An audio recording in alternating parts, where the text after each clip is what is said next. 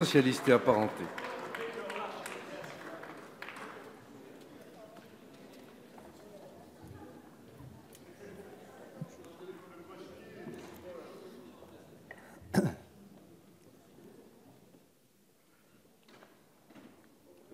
Monsieur le Président, Monsieur le Premier ministre, mes chers collègues, la démocratie doit suivre son cours. La démocratie ne se laisse dicter ses règles d'aucun assassin. La République française ne pliera jamais face à ses ennemis. Et puisque vous avez décidé de convoquer la séance pour aujourd'hui, nous sommes là. Mais je le dis comme je le pense. La majorité aurait été bien inspirée d'accepter la demande que nous avions formulée, de reporter de quelques jours ce débat. Pourquoi ? Parce que nous parlons alors même que le suspect des attaques de Strasbourg n'a pas encore été localisé et que votre place n'est pas ici, mais avec les forces de l'ordre, avec les élus, avec les Strasbourgeois, encore dans l'inquiétude pour leur sécurité. Pourquoi ? Par respect. Pourquoi ? Par respect pour celles et ceux qui sont encore entre la vie et la mort. Par respect pour les victimes et leurs familles endeuillées, celles d'aujourd'hui, celles d'hier, pour lesquelles chaque nouveau drame ravive la souffrance. Respecter les temps, se donner celui de la décence, ce n'est pas un luxe, c'est aussi ce qui permet de vivre ensemble. Les rites, c'est aussi ce qui forge un peuple.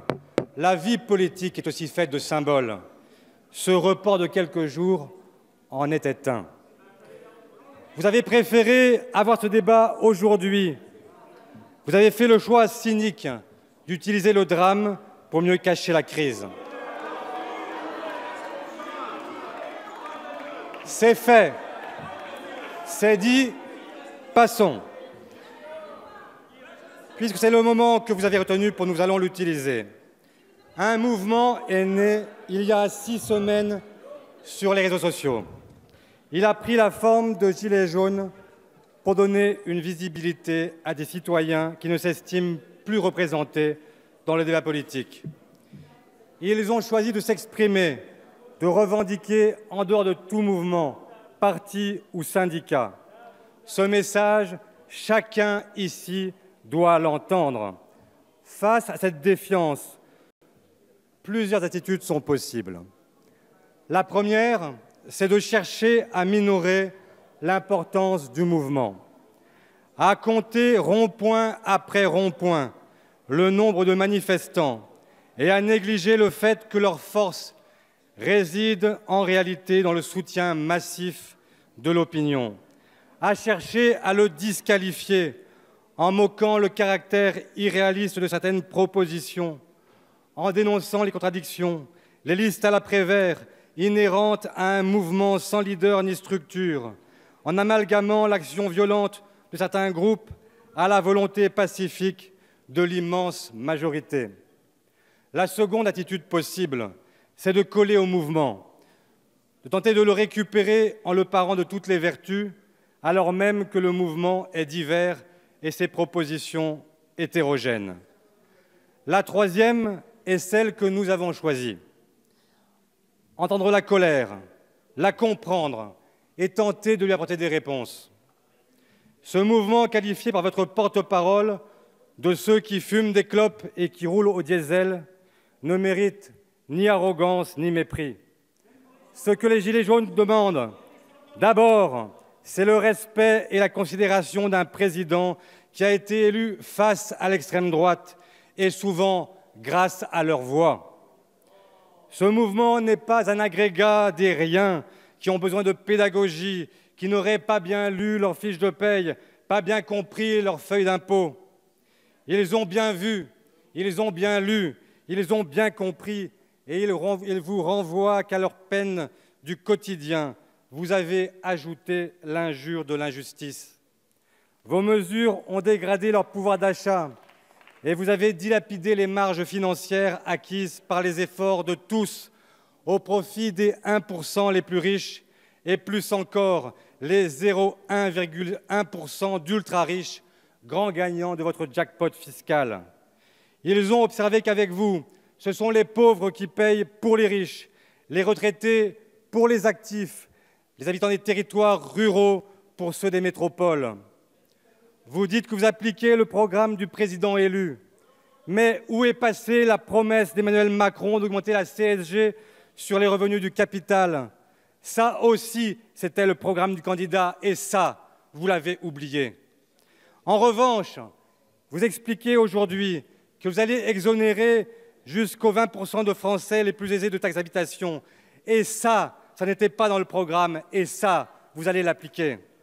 Là où il aurait fallu de l'exemplarité, vous avez conforté des privilèges, vous avez miné l'adhésion à l'impôt, parce qu'il n'y a plus de rapport entre les prélèvements et les services rendus. Personne ne manifeste contre la transition énergétique, mais tous refusent qu'au prétexte de lutter contre le réchauffement climatique, vous organisiez un hold-up fiscal. Les Français qui manifestent ne vous demandent pas moins de services publics, mais ils vous disent que quand il n'y a plus aucun service, ils ne voient pas pourquoi il y aurait plus d'impôts. Dans un premier temps, les Français vous ont fait confiance. Ils ont laissé passer vos injustices parce que vous leur avez, en échange, promis l'efficacité. Aujourd'hui, ils vous rejettent parce qu'ils ont compris que votre politique n'est ni juste ni efficace. Ce mouvement, vous l'avez traité comme un mouvement catégoriel et vous n'avez cessé de l'humilier par des réponses insuffisantes et à contretemps. Nous avons assisté en quelques jours à un festival de contradictions. Votre parole, Monsieur le Premier ministre, y compris dans cet hémicycle, a été discréditée.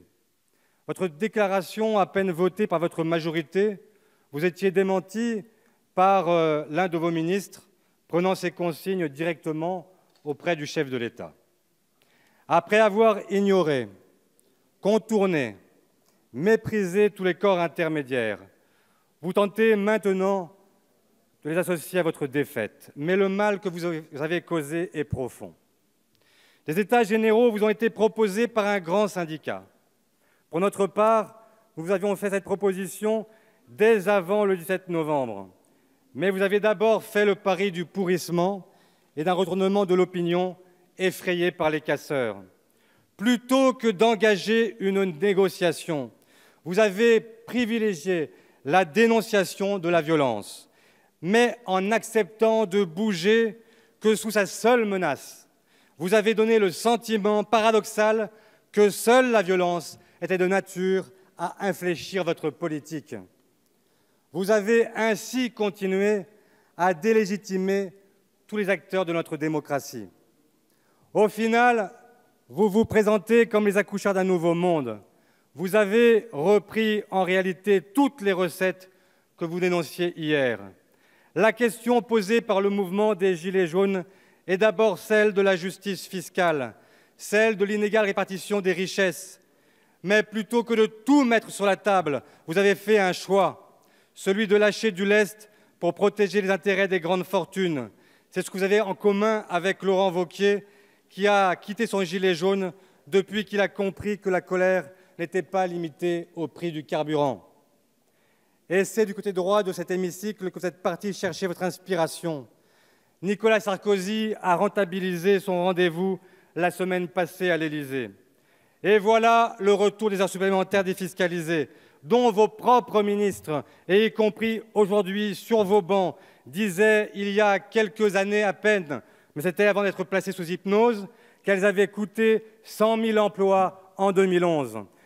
Et voilà le retour de la prime de Noël, que personne ici ne saurait condamner, mais qui n'est qu'une aumône très aléatoire et qui sert à étouffer un autre débat, celui nécessaire sur les salaires. Et parce que le cynisme ne vous étouffe pas, vous vous apprêtez à allumer un second feu pour faire oublier le premier. Vous reprenez cette idée ancienne d'engager un débat qui mêle immigration et identité. Puisque les riches ne doivent pas être inquiétés derrière leur bouclier fiscal, alors vous leur offrez comme bouc émissaire les Français d'origine étrangère. Il y a quelque chose de rassis dans cette façon de faire de la politique. Vous vous êtes présenté comme un rempart contre le chaos, mais c'est vous qui lui ouvrez aujourd'hui les portes. Il y a pourtant une autre voie, un autre plan, un plan qui a pour avantage de ne pas faire payer les heures sup par les salariés qui n'en font pas, les retraités et les chômeurs, un plan qui a pour intérêt de ne pas choisir entre moins d'impôts ou moins de services publics, un plan qui ne donne pas de la main gauche pour mieux reprendre de la main droite, un plan qui ne sacrifie pas la transition énergétique, un plan qui rende une part de leurs efforts à ces femmes et à ces hommes qui ont vu leur pouvoir d'achat baisser drastiquement depuis la crise de 2008, un plan à 25 milliards, oui, à 25 milliards, mobilisables tout de suite, un plan qui marque une rupture nette, une rupture claire. C'est ce que nous sommes venus vous dire avec Valérie Rabault, avec Patrick Kanner, il y a 15 jours, quand nous nous sommes rendus, Monsieur le Premier ministre, à votre invitation. Pour cela, il y a simplement 2 décisions à prendre, 2 décisions qui sont indolores pour 99% des Français. Il s'agit premièrement de revenir sur l'abrogation de l'ISF et la création de la flat tax, 5 milliards. Deuxièmement, renoncer à la transformation du CICE, 20 milliards. Avec 25 milliards, vous pouvez en finir avec la CSG sur les retraités. Vous pouvez réindexer les pensions et les prestations sociales sur le coût de la vie. Avec 25 milliards, vous pouvez augmenter la prime d'activité tout en engageant une négociation salariale dans le public et exiger qu'elle ait lieu dans le privé. Faire en sorte que les rattrapages du pouvoir d'achat ne se limitent pas aux salariés au SMIC. Avec 25 milliards, vous pouvez accompagner les Français en leur donnant les moyens d'assumer la transition énergétique.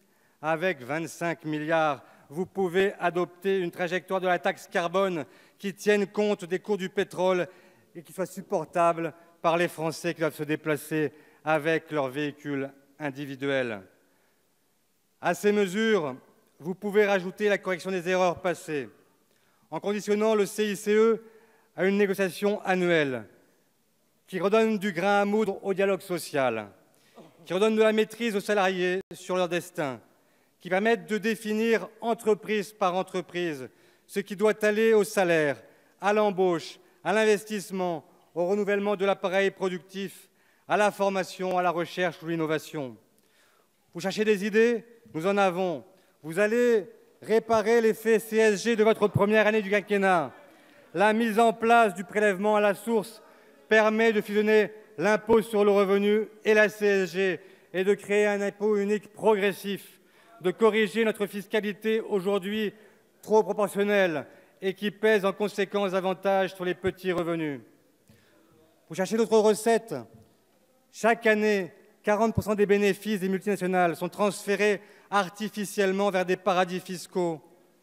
Notre collègue Boris Vallaud vous a proposé, au nom de notre groupe, un amendement créant un impôt qui permettrait d'imposer les profits des multinationales là où ils les réalisent. Le Sénat, sous la houlette de son président Vincent Eblé, vient de vous proposer une mesure de lutte contre la fraude à l'arbitrage des dividendes. Là encore, 1 à 2 milliards sans ponctionner les Français. Vous voulez la justice climatique, là encore, revenez en arrière et acceptez de taxer les mouvements spéculatifs intrajournaliers que vous avez détaxés l'an dernier. Je conclus.